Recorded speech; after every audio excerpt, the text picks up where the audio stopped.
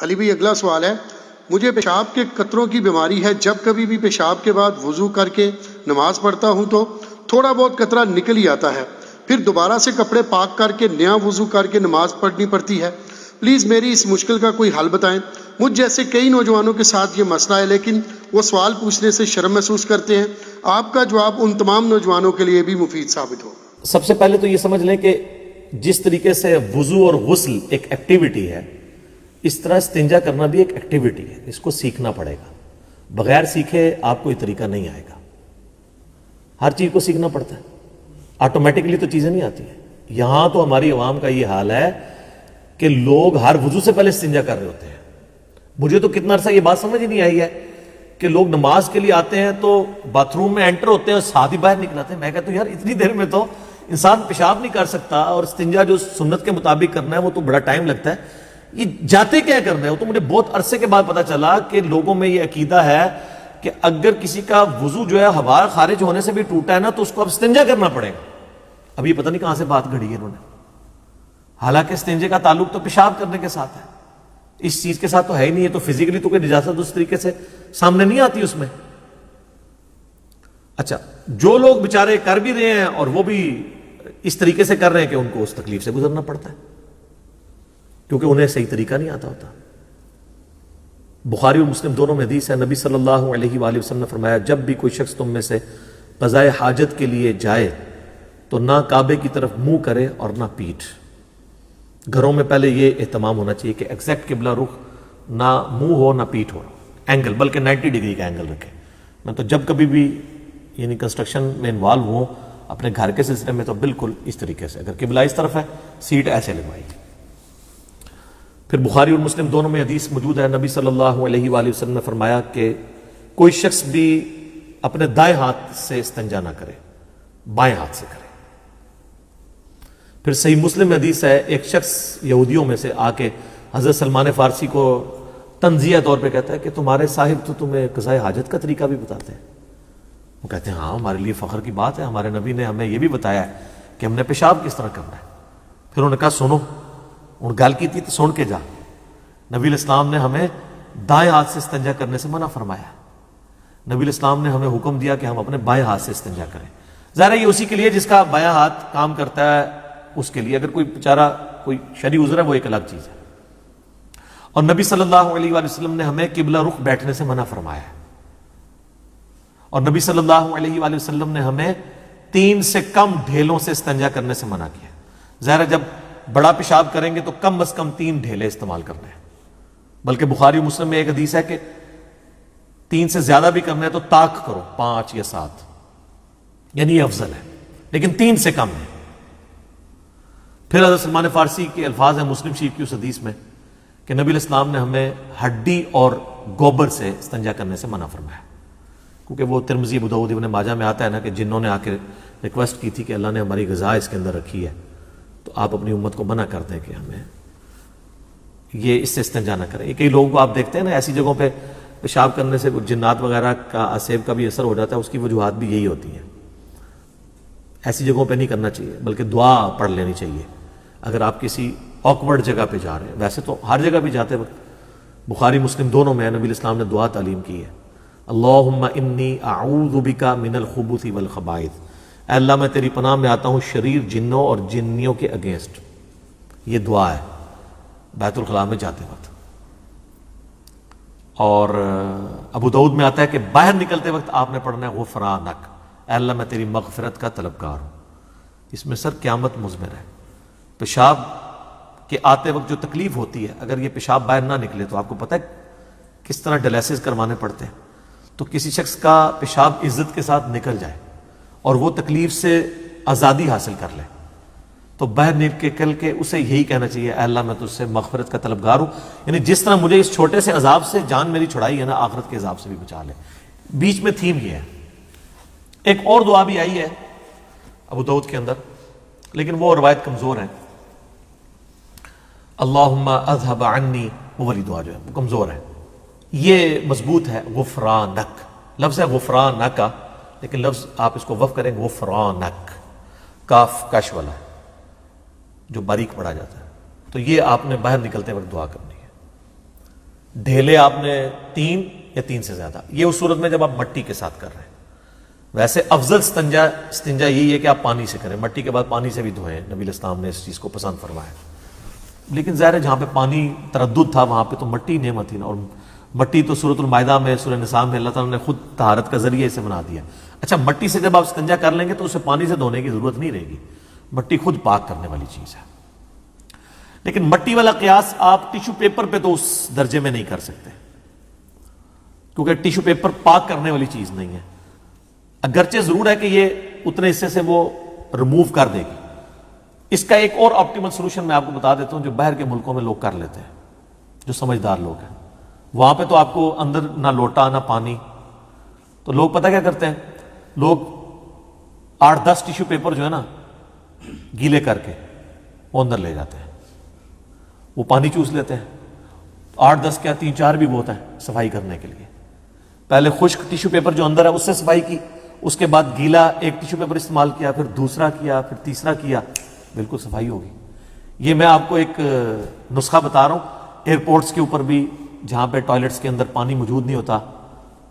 یہ میں 2004 کے اندر چائنا گیا ایک آفیشیل کام کے سلسلے میں، تو وہاں پہ ہمیں یہی پرابلم تھی، تو ہم نے پھر خیر چونکہ وہاں پہ کئی دفعہ ہمارے سینئرز بھی جا چکے تھے تو ہمیں پتا تھا، ہم تو ٹوائلٹ میں جب جاتے تھے تو وہ جو پینے والی پانی کی بوتل ہے نا، تو وہ ایک بار آپ نے لے لی منرل واٹر کی، اس کے بعد آپ کے پاس تو باہر سے بھر کے اندر لے جاتے تھے۔ لیکن بعض اوقات تو یہ بھی نہیں ہوتا نا، اب ایئرپورٹ پہ کیٹاسٹرافک کنڈیشن، آپ کا بوتل بھی نہیں ہے، پھر کیا کریں گے؟ تو ٹیشو پیپر تھوک کے حساب سے لگے ہوتے ہیں ٹوائلٹ کے اندر، باہر بھی ہوتے ہیں پوچھنے کے لیے۔ اب تو یہ کورونا کی جہاں پہ نیگیٹو چیزیں، یہ پازیٹیو چیز آئی ہے کہ اب تو پانی سے ہاتھ دھونے شروع کر دیے انہوں نے بھی، جو صرف ٹیشو پیپر سے ہی صفائی کرتے تھے۔ ہاں، یہ بھی فائدہ ہوا ہے نا، تو ہر شر میں سے خیر نکلتا ہے۔ تو آپ ٹیشو پیپر گیلے استعمال کریں تو آسانی کے ساتھ استنجا کر سکتے ہیں، بڑا استنجا بھی کر سکتے ہیں، چھوٹا استنجا بھی کر سکتے ہیں۔ تو یہ یعنی ہر چیز کے آداب ہے، نبی علیہ السلام نے اس کو تعلیم فرمایا ہے، اور بڑے طریقے سے چیزوں کو امت تک پہنچایا گیا تاکہ وہ ان چیزوں کو صحیح طریقے سے فالو کریں۔ اب رہ گیا یہ پیشاب کے قطروں والا مسئلہ، تو وہ اس لیے ہوتا ہے کہ چونکہ یہ لوگ پیشاب کرنے کے بعد استنجا کرنے کا ان کو طریقہ نہیں آتا، جو چیز نیچرل آپ کی باڈی کا حصہ ہے اس کو یہ بیماری سمجھے ہوتے ہیں۔ بیماری کو میں مانتا ہوں، میں یہ نہیں کہتا ہوں کہ بیماری نہیں ہوتی، وہ کئی لاکھوں لوگوں میں کسی ایک بندے کو ہوتی ہے۔ یہاں تو آپ جس نوجوان سے پوچھیں وہ کہہ رہے ہیں مجھے بیماری ہے، جوان کیا بوڑھا کیا۔ مجھ سے لوگ ڈسکس کرتے ہیں کہ جی وہ جناب جی وہ استنجا کر کے وضو کر کے جیسے ہی پہلی رکعت نیت کی ہے تو لگا جیسے قطرہ نکل گیا۔ وہ کہتے ہیں جی کیا کریں؟ میں نے کہا جی کیا کریں، جا کے وضو دوبارہ کریں، کپڑے پاک کریں، اور کیا کریں؟ وہ سمجھتے ہیں کہ نہیں ہمیں کوئی ریلیکسیشن مل جائے گی، جی ہمیں معاف ہے۔ اس طرح تو معاف نہیں ہوگا، پہلے آپ کو شرعی طور پہ مریض ثابت ہونا ہوگا۔ اس کے ثابت ہونے کے لیے یہ ہوگا کہ اسی سے اگر آپ یہ کاؤنٹر کوشچن کر لیں گے، جیسے کورونا کا چیک کرتے ہیں نا وہ، کہ خشک کھانسی تو نہیں آ رہی، سانس تو نہیں رک رہا، آپ کو بیماری قطروں کی ٹیسٹ بتا دیں، ان سے پوچھیں یہ قطرے آپ کو اس وقت آتے ہیں جب آپ نے پیشاب نہ کیا ہوا ہو، یعنی ایک بندہ صبح اٹھا ہے اس کو قطرے آنے شروع ہو جائیں، وہ کہے گا نہیں جب پیشاب کر کے فارغ ہو تو پھر قطرے آتے ہیں، تو اٹ مینس کہ آپ کو استنجے کا طریقہ نہیں آتا۔ ورنہ اگر یہ قطروں کی بیماری ہونا، جن لوگوں کو استغفر اللہ یہ ہوتی ہے، ان کا مثانہ کمزور ہوتا ہے، وہ عام حالت میں بھی ان کے قطرے نکلتے رہتے ہیں، وہ لاکھوں میں کوئی ایک ہوتا ہے۔ ان کو آپ پوچھیں تو یہ آپ کو کہیں گے 1-2 بار قطرہ آتا ہے پھر سکون ہو جاتا ہے۔ سکون اس لیے ہوتا ہے کہ وہ نیچرل آنا ہوتا ہے، وہ آپ کو نکالنا ہوگا۔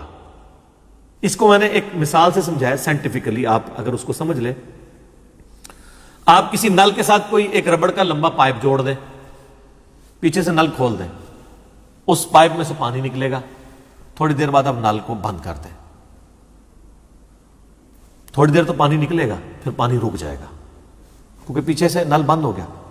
لیکن وہ جو ربڑ کا پائپ ہے اس کی جو اندر والی دیوار ہے، ان دیواروں کے ساتھ جو پانی چپکا ہوا ہے وہ تو نہیں نکلا۔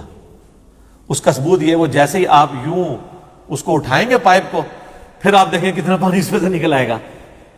وہ پانی کہاں سے آیا ہے؟ ٹوٹی میں سے تو نہیں آیا، وہ اس کی دیواروں کے ساتھ تھا۔ اس طریقے سے پیشاب کی بھی ایک نالی ہے، پیشاب اگر مثانے سے لاک ہو جائے، جس طرح پیشاب آنے کے بعد نیچرلی لاک ہو جاتا ہے، تو پیشاب کی نالی کے دیواروں کے ساتھ تو پیشاب لگا ہوا ہوتا ہے، وہ تھوڑا سا ہوتا ہے، اس کو نکلنے کے لیے تھوڑا ٹائم چاہیے ہوتا ہے، اس کے لیے آپ کو تھوڑی دیر چہل قدمی کرنی ہوگی، آپ ذرا کے پی میں چلے جائیں، پٹھان لوگ جسے ہم پنجابی میں وٹوانی کہتے ہیں، عربی میں سے الاستبرا کہتے ہیں. ابن ماجہ میں ایک روایت بھی ہے لیکن کمزور ہے، لیکن امام ابن ماجہ نے اس کے اوپر باب باندھا ہے کہ کم از کم 3 دفعہ شرمگاہ کو جھاڑنا ہے. ٹھیک ہے، یہ روایت لے کے روایت کمزور ہے لیکن اوپر امام ابن ماجہ کا باب باندھنا اس حدیث کے اوپر اس کو ایز اے ٹرم تو ثابت کرتا ہے نا، تو عملی تواتر بھی اس کے اوپر موجود ہے. آپ ہمارے یہ پٹھان بھائیوں کو دیکھیں، اکثر تبلیغی جماعت میں یہ پیشاب کرنے کے بعد کیا کرتے ہیں، ایک مٹی کا ڈھیلا اٹھاتے ہیں اور تھوڑی دیر چہل قدمی کرتے ہیں اور اس قطرے کا آنے کا انتظار کرتے ہیں، جو انڈر گریوٹی آنا ہی آنا ہے، کیونکہ تھوڑی دیر بعد وہ جمع ہوگا اندر، کرتے کرتے کرتے نکلے گا، ایک دم تو نہیں آئے گا، کیونکہ پلین سروس تو نہیں ہے گلاس کی طرح کی، ظاہر ہے وہ گوشت ہے. پھر وہ کیا کریں گے، وہ اس کو پوچھیں گے، پھر آپ دیکھیں گے پھر وہ دوبارہ استنجا کریں گے، اسی پہنچنے پہ اکتفا کر دیں گے. ان کو قطرہ نہیں، ان سے ذرا پوچھیں ادھر کوئی نہیں ہے بیماری قطروں کی، پٹھانوں کو یہ بیماری کیوں نہیں لگی ہوئی ہے؟ اس لیے کہ ان کو یہ پتہ ہے، ان کے کلچر میں یہ ان کو سکھائی جاتی ہے چیز. پنجاب کے کلچر میں یہ ہے نہیں ہے. یہ لوگ جناب پیشاب روکے ہوئے جناب اینڈ ٹائم پہ پہنچتے ہیں، جا کے استنجا تیزی سے کیا، اس کے بعد نماز پڑھ کے جیسے ہی نماز نیت کرتے ہیں تو کہتے ہیں لگتا ہے قطرہ آ گیا، اور لگتا نہیں، وہ آ رہے ہوتا جے، اور نماز کوئی نہیں ہوتی، اور کپڑے بھی ناپاک ہو جائیں گے، کپڑے بھی دھونے پڑیں گے. اس کا بڑا آسان سا طریقہ ہے کہ ویل بیفور ٹائم آپ اپنے آپ کو تیار کریں نماز کے لیے. یعنی اگر زور کی نماز 1:30 بجے ہے تو آپ 1 بجے پیشاب کر لیں، اس کے بعد 5 یا 7 منٹ بعد ہی قطرہ آئے گا نا. جب وہ دوبارہ قطرہ آئے انڈر گریوٹی، تھوڑی دیر چہل قدمی کریں، وہ خود بخود آئے گا. جب وہ قطرہ آئے تو آپ دوبارہ سے استنجا کریں، لیکن دوبارہ استنجا کرتے وقت آپ نے پیشاب دوبارہ نہیں کرنا، ورنہ پھر آپ T0 پہ آ جائیں گے، 0 پہ، کیونکہ پھر وہ دوبارہ پروسیس شروع ہو جائے گا. یہ ذہن میں رکھیے گا. بعض کا سردیوں میں ایسے ہو جاتا ہے، بار بار پیشاب آتا ہے، پھر آپ نے اس چیز کو دیکھنا ہے، تو وہ پھر آپ ٹھنڈے پانی سے استنجا نہ کریں، گرم سے کر لیں سردیوں کے اندر. اور پھر جب آپ اس طریقے سے انڈر گریوٹی جب وہ قطرہ آ رہا ہوگا نا، یا اگر وہ تھوڑی دیر بعد آتا ہے تو آپ تھوڑی دیر چہل قدمی کرنے کے بعد دوبارہ واش روم میں جائیں اور اپنے آپ شرمگاہ کو اس طریقے سے سونت لیں کہ اس کو آپ جس طریقے سے، یعنی آپ گائے کا دودھ دھویا جاتا ہے اس طریقے سے آپ شرمگاہ کو سونتے تو وہ قطرہ باہر نکل جائے گا. لیکن وہ فوراً نہیں، تھوڑی دیر بعد، 5-7 منٹ بعد، پھر آپ کو سکون ہو جائے گا. میں کتنے لوگوں کو، نوجوانوں کو بتایا، ان کے مسئلے حل ہو گئے، ان کو دوبارہ قطرہ نہیں آتا. یہ جو کہتے ہیں نا کمزوری ہے، دوائی شوائی، یہ وہ، یہ اس کی ضرورت ہی نہیں سر. یہ تو اللہ نہ کرے ایک بیماری ہے تو لاکھوں میں کسی ایک بندے کو ہوتی ہے. اگر کسی کو وہ بیماری ہو جائے پھر اس کے لیے ہے کہ وہ ایک نماز کے لیے ایک وضو کرے گا، نیچے انڈر ویئر پہنے، انڈر ویئر میں بھی اندر جو ہے وہ رکھے ٹیشو پیپر، کیونکہ قطرہ آئے گا تو ظاہر ہے وہ ناپاک ہوگا. تو اس قطرہ آنے سے باقیوں کا اگر آیا تو وضو ٹوٹے گا، اس کا وضو اس نماز کے لیے نہیں ٹوٹے گا. ایک وقت میں ایک نماز پڑھ لے، اس کے بعد وہ باہر نکل کے اس ٹیشو پیپر کو ریموو کر دے. جن کو مسلسل یہ مسئلہ رہتا ہے ٹیشو پیپر چینج کرتے رہے، وہ اس طریقے سے چلاتے رہے. لیکن یہ آپ جس طریقے سے میں آپ کو بتا رہا ہوں استنجا کریں گے تو یہ ایشو آپ کا ختم ہو جائے گا کچھ عرصے میں، چونکہ لوگوں کو یہ چیز پتہ نہیں ہے. اس طریقے سے بعض لوگوں کو ہوا خارج ہونے والا ایشو ہوتا ہے، وہ کہتے ہیں بھی ہمارے تو بھی کھانا پینا آپ اپنا کام کریں، بعضی چیزوں سے پرہیز کریں، چیزوں کو آپ میڈیکلی لے کے چلیں تو ایشو ایڈریس ہوں گے. اس کے باوجود اگر ایشو ایڈریس نہیں ہوتا پھر ایک نماز کے لیے آپ ایک وضو کریں گے، اگلی نماز کے لیے آپ کو نیا وضو کرنا ہوگا. اچھا، ایک بعض لوگوں نے وہ ابو داؤد میں وہ ایک حدیث ہے نا، اس کا ایک رزلٹ غلط نکال لیتے ہیں، بلکہ بخاری مسلم میں بھی ہے کہ جب تک تم آواز نہ سنو یا بدبو نہ سنو، سونگ لو، تو اس وقت تک وضو نہیں ٹوٹے گا. یہ اس بندے کے لیے جس کو وہم ہوتا ہے کہ اس کے پیٹ کے اندر گڑبڑ ہوتی ہے، کیونکہ ابو داؤد میں اس کی ایکسپلینیشن موجود ہے کہ اگر کسی کو بیماری ہے کوئی ایسی، اس کے لیے ہے کہ پیٹ کے اندر اس کو لگ رہا ہے جیسے آواز آ رہی ہے لیکن فزیکلی نہیں ہے، تو اس کو یہ انشور کرنا ہوگا کہ جب تک آواز یا اسمیل نہ آئے. لیکن جب آپ کو فیل ہو گیا کہ ہوا خارج ہو گئی ہے تو اب آپ نے باقی چیزوں کا انتظار نہیں کرنا، وضو ٹوٹ گیا. آپ کو فیل ہوا قطرہ نکل گیا تو وضو ٹوٹ گیا، آپ کو تو خود پتہ ہے. اچھا، وہ حدیث بھی ٹھیک ہے جو ابو داؤد کے اندر ہے، ابن ماجہ کے اندر ہے، کہ نبی علیہ السلام وضو کرنے کے بعد اپنی رومالی کو، اس کو رومالی کہتے ہیں، سامنے والا جو حصہ ہے شلوار والا یا تہمت کا، اس پہ پانی چھڑکا کرتے تھے وہ شک کو زائل کرنے کے لیے. لیکن اگر ایک شخص کو فیل ہو گیا کہ میرا قطرہ نکل گیا ہے اور اب وہ خام خواہ اپنے آپ کو تسلی دے کہ جی یہ جو مجھے گیلا پن کا احساس ہے وہ رومالی کے گیلے ہونے کی وجہ سے ہے، تو یہ غلط ہے. یہ تو آخری درجے میں شک ختم کیا گیا کہ ونس آپ یہ کر دیں پھر اب آپ جو ہے نا وہ، اگر آپ کو گیلا پن محسوس ہو تو آپ کو یہ ذہن میں آئے گا کہ میں نے کپڑوں پہ جو پانی چھڑکا تھا یہ اس کی وجہ سے گیلا پن محسوس ہو رہا ہے. اور ایکچولی نہیں ہے. لیکن یہ اس کے لیے آپ کو number of time exercise perform کرنی پڑے گی کہ آپ یہ چیز انشور کریں گے کہ ایسا نہیں ہے. ورنہ خالی شک کے اوپر تو مطلب بینیفٹ نہیں آپ کو دیا جا سکتا. آپ نے اپنے آپ کو خود سے چیک کرنا. تو یہ قطروں والا مسئلہ لوگوں کے ساتھ رہتا ہے, اس لیے میں نے اس کو ذرا تھوڑا کھول کے بیان کر دیا. استنجے کا طریقہ سیکھیں, اور یہ سارے طریقے ہمارے پرانے بزرگوں نے اپنی کتابوں میں لکھے ہوئے ہیں. ایون شیخ عبد القادر جیلانی کی اگر آپ کتاب بنی تو طالبین کھول کے دیکھیں, جس میں نماز والا طریقہ جو ہے وہ بخاری مسلم کے مطابق لکھا ہے, رفع الیدین والا 11ویں والے پیر کا.